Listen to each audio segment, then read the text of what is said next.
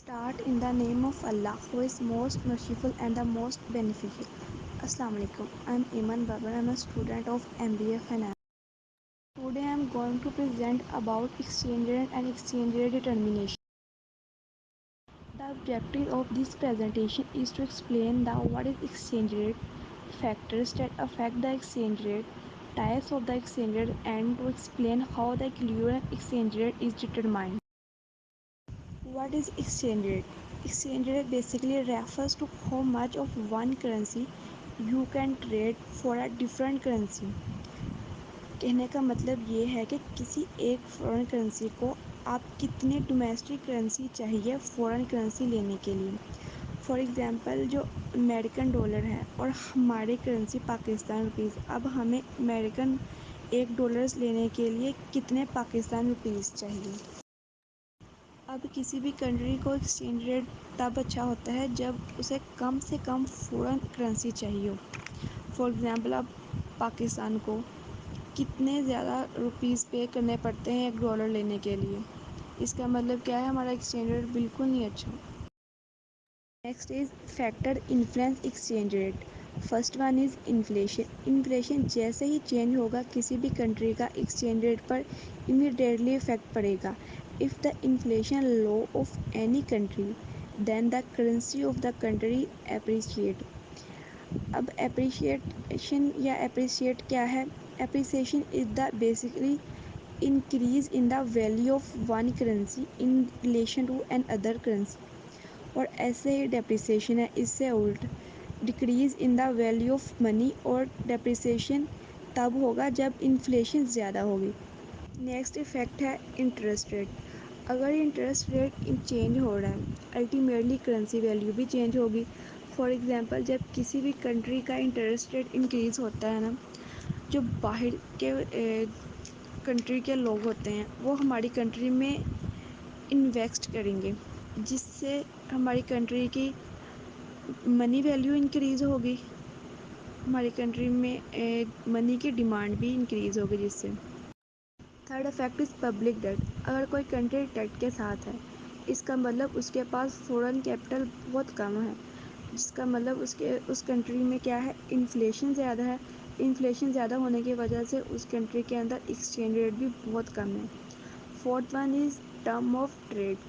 इसमें हम देखते हैं कि कितने हमारी कंट्री के एक्सपोर्ट हुई हैं और कितनी इंपोर्ट हुई हैं. अगर टर्म ऑफ ट्रेड इंक्रीज़ कर रही हैं इसका मतलब एक्सपोर्ट बढ़ रही हैं एज़ कम्पेयर टू इम्पोर्ट के, जिससे कंट्री की प्रॉफिट जनरेशन ज़्यादा हो रही है, जिसकी वजह से मनी की वैल्यू भी इंक्रीज़ कर रही है.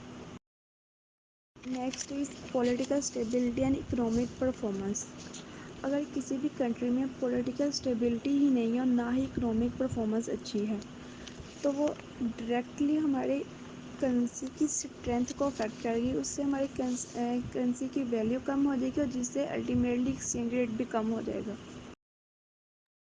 Types of exchange rate: fixed exchange rate system, flexible exchange rate system and managed floating exchange rate system. Fixed exchange rate system. In fixed exchange rate system में government basically fix the exchange currency. इसमें ना ही किसी किस्म की fluctuation आती हैं और ना ही कोई भी डिमांड या सप्लाई की वजह से कोई भी डिसीजन लिया जाता है, बल्कि गवर्नमेंट के अंडर होता है कि वो कौन सा एक्सचेंज रेट फिक्स करती है. Flexible exchange rate system. जैसे कि इसके नाम से ज़्यादा फ्लेक्सिबल मींस के चेंज होता रहता है डिमांड और सप्लाई की वजह से. इसमें गवर्नमेंट किसी किस्म का इंटरवेंशन नहीं लेती, बल्कि डिमांड और सप्लाई को देखते हुए एक्सचेंज रेट को डिसाइड किया जाता है. Managed floating rate system. Managed floating rate system basically is the hybrid of fixed and flexible exchange rate system. इसमें डिमांड और सप्लाई भी एक्सचेंज रेट को चेंज कर सकती है और साथ में गवर्नमेंट भी इंटरवेन कर सकती है. Demand for foreign exchange. Demand for foreign currency increase if we import good and services. For example Pakistan USA से कोई भी गुड्स परचेज़ करता है जिसके लिए पाकिस्तान को पेमेंट करना पड़ेगी किस में, डॉलर्स में, ना कि रुपीज़ में.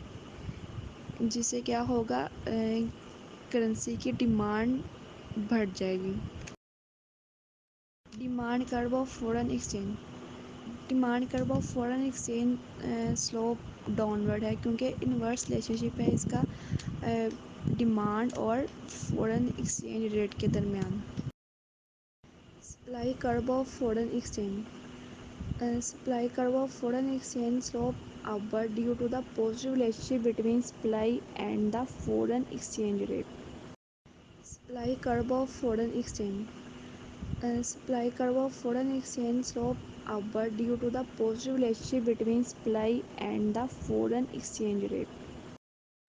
Next is determination of exchange rate. Exchange rate is determined by supply and demand. Equilibrium is the condition where supply and demand balance, means to say level of supply and demand equal, جس کو diagram میں ہم نے ای کے ساتھ donate کیا ہے۔ اب یہاں پر ایک کوشچن ہے کہ اگر ایکسچینج ریٹ اکولیبریم پر نہ ہو پھر کیا ہوگا؟ اس میں دو طرح کی سچویشن آئیں گی، ایکسیس سپلائی اور ایکسیس ڈیمانڈ۔ اگر ایکسچینج ریٹ بڑھ رہا ہے، مینس ٹو سے پرائزز کیا کر رہی ہے، انکریز ہو رہی ہے، جس سے ڈیمانڈ ڈکریز ہو جائے گی اور سپلائی ہماری بڑھ جائے گی، جس سے ہمارے پاس کیا آ جائے گی، ایکسیس سپلائی۔